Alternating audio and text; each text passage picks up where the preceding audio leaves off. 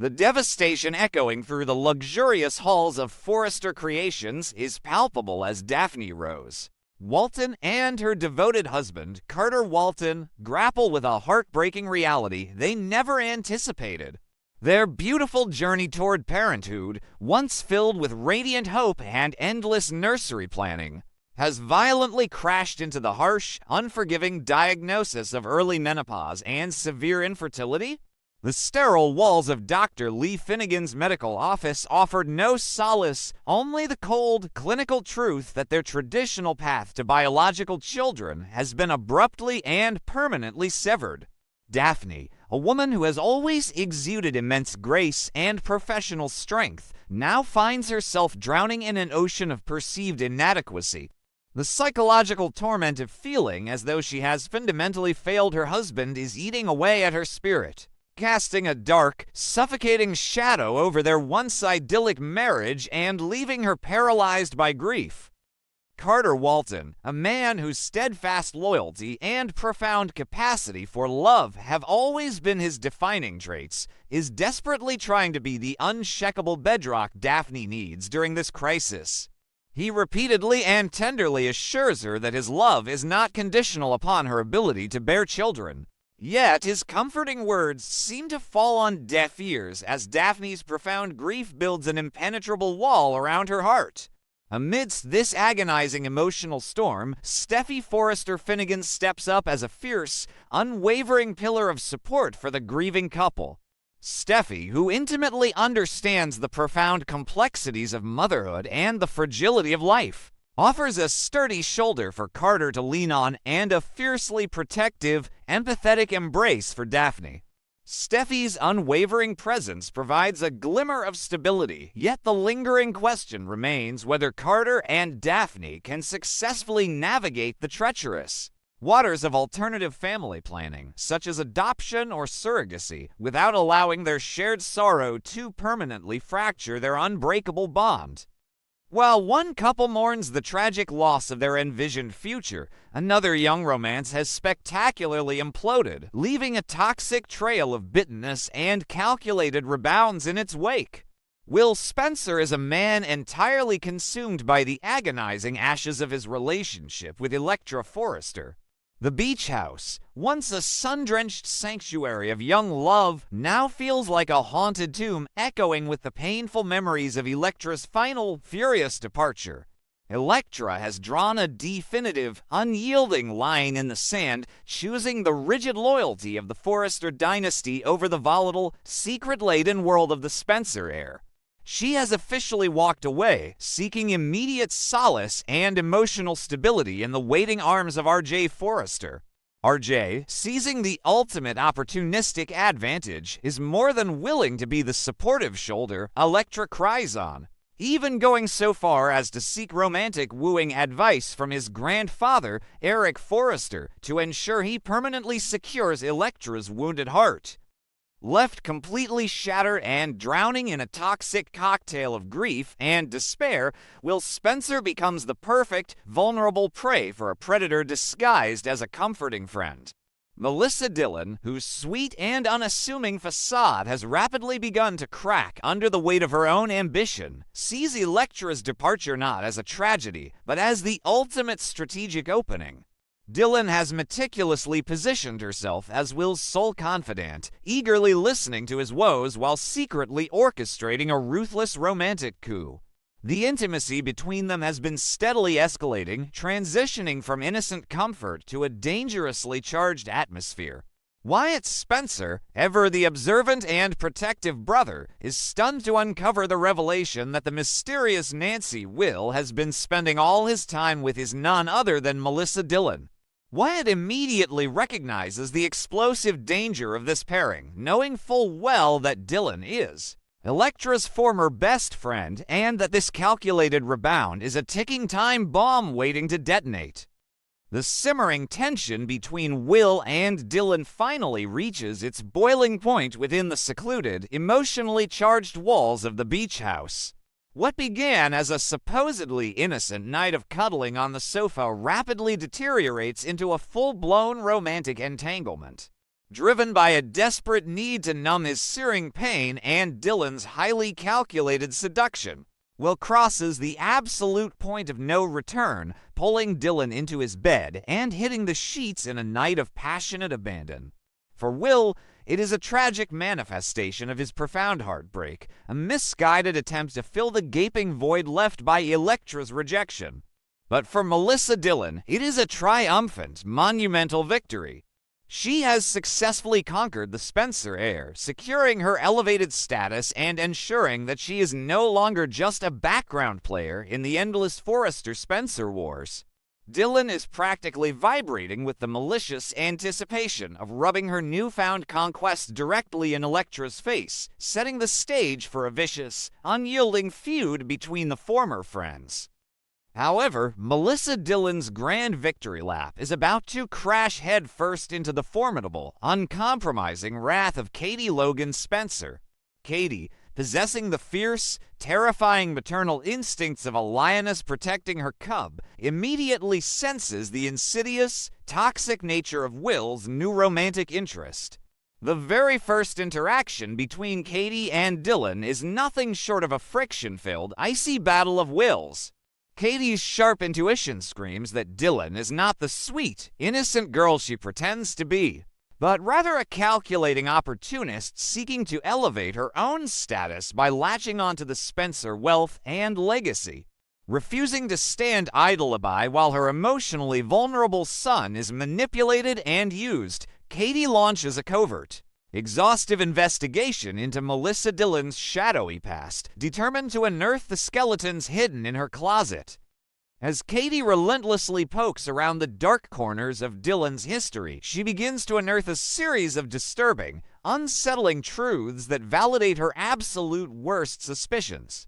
Katie realizes that Dillon is a dangerous, toxic presence who could cause irreparable psychological damage to Will's already fragile mental state. She aggressively pumps the brakes on this budding romance, confronting Will with her disturbing findings and issuing a stern, uncompromising warning that he is getting far too deeply involved with a woman who is fundamentally untrustworthy and manipulative. Yet, in a classic display of Spencer family dysfunction, Bill Spencer secretly supports Will's new, controversial entanglement. Bill views Dillon as a highly effective, albeit disposable, tool to permanently sever Will's lingering emotional ties to the Forrester family. This fundamental disagreement over Will's romantic future threatens to ignite a brand new, explosive conflict between Katie and Bill. Meanwhile, across town, a completely different kind of romantic milestone is being meticulously planned, completely oblivious to the dark, obsessive storm gathering on the horizon. Deacon Sharp is a man transformed, riding a euphoric, intoxicating wave of happiness following the finalization of his divorce from the infamous Sheila Carter. Liberated from the suffocating, terrifying grip of his past mistakes, Deacon is channeling all his energy and profound devotion into his blossoming, passionate relationship with Taylor Hayes. The connection between Deacon and Taylor has deepened profoundly, evolving from a tentative alliance into a deeply committed, soulful partnership. Deacon is currently gearing up for a massive, life-altering development in their relationship.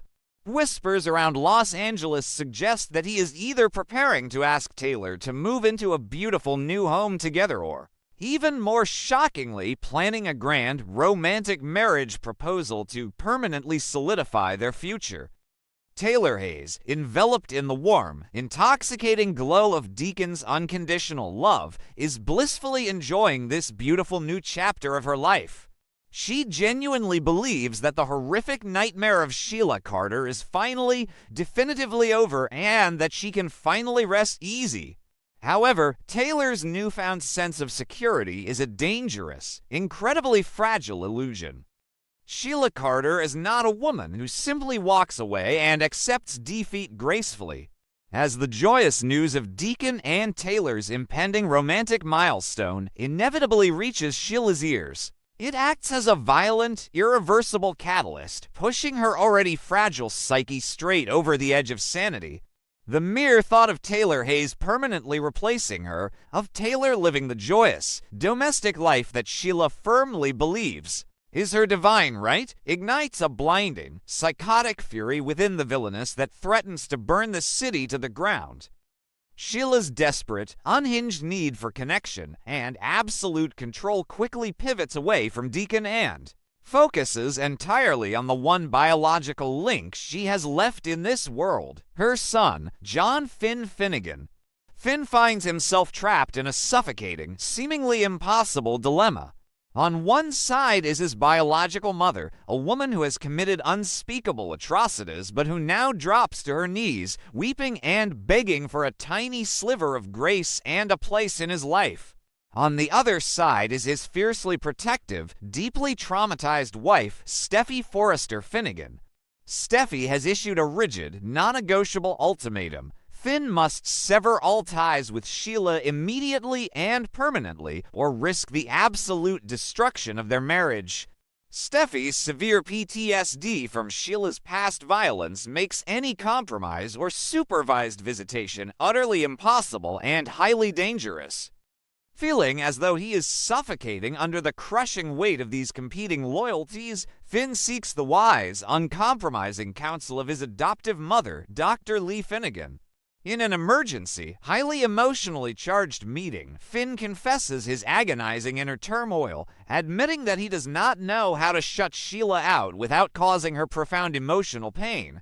Lee, whose deep-seated hatred for Sheila is matched only by her fierce, unconditional love for Finn, offers absolutely no sympathy for the manipulative villainess.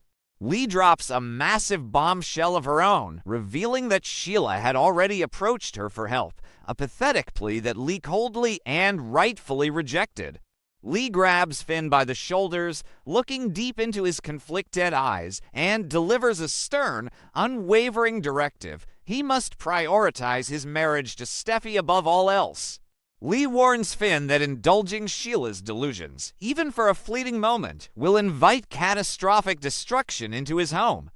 Armed with Lee's stark, terrifying warning, Finn realizes he must firmly and permanently close the door on Sheila Carter. But the timing of this massive family crisis could not possibly be worse. Steffy Forrester Finnegan is preparing to embark on a highly anticipated, high-stakes international business trip to the glamorous, sun-drenched Principality of Monaco. After weeks of grueling corporate warfare against Logan Creations and the devastating, heartbreaking betrayal of Hope Logan Spencer, Steffy desperately needs this European escape to clear her head. She envisions the Monaco trip not just as a successful business venture, but as a romantic, healing sanctuary where she and Finn can deeply reconnect, far away from the toxic, suffocating drama of Los Angeles. Steffy packs her bags, her heart set on a picturesque reunion with her husband, completely unaware that a relentless monster is lurking in the shadows. Sheila Carter, pushed to the absolute brink of desperation by Steffy's unyielding rejection and Finn's impending abandonment, resorts to her most insidious, calculating tactics. Driven by a dark, unyielding obsession that clouds all rational thought, Sheila manages to covertly spy on Finn's personal computer.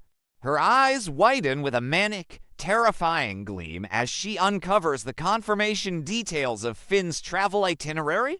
She discovers the exact dates, the flight numbers, and the luxurious locations where Steffy and Finn plan to rendezvous in Monaco. In that chilling, quiet moment, Sheila makes a fateful, disastrous decision. If Steffy will not allow her into their lives in Los Angeles, Sheila will force her way into their lives on the international stage. She immediately books her own ticket, setting a violent collision course that promises to shatter the tranquil beauty of the French Riviera. As Steffy arrives in Monaco, basking in the warm Mediterranean sun and eagerly awaiting her husband's arrival, Finn boards his flight, his mind a turbulent, chaotic storm of anxiety and unresolved guilt.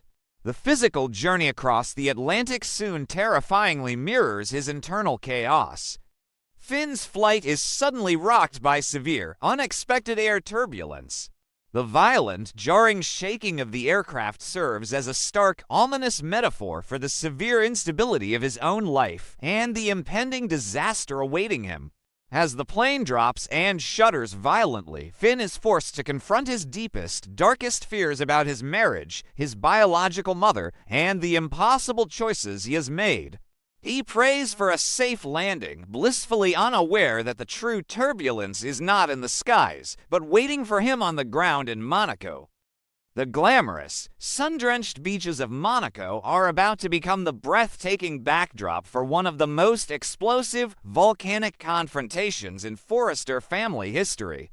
Ridge Forrester and Brooke Logan Forrester are also present in Monaco, hoping to enjoy a romantic, healing getaway amidst the chaos of their family's recent, bitter feuds. The stage is perfectly, beautifully set for a grand, romantic reunion. But as Steffy strolls along the pristine coastline, the warm Mediterranean breeze in her hair, her blood suddenly runs ice cold. Standing there, like a dark, inescapable nightmare brought vividly to life, is Sheila Carter. The sheer, unadulterated audacity of Sheila tracking them across the globe ignites a blinding, uncontrollable rage within Steffy that cannot be contained. Steffy unleashes a massive torrent of fury, blowing up at her mother-in-law right there on the crowded Monaco beach. The serene sounds of the crashing waves are completely drowned out by Steffy's fierce, guttural screams as she demands to know how Sheila found them and aggressively orders her to stay away from her family.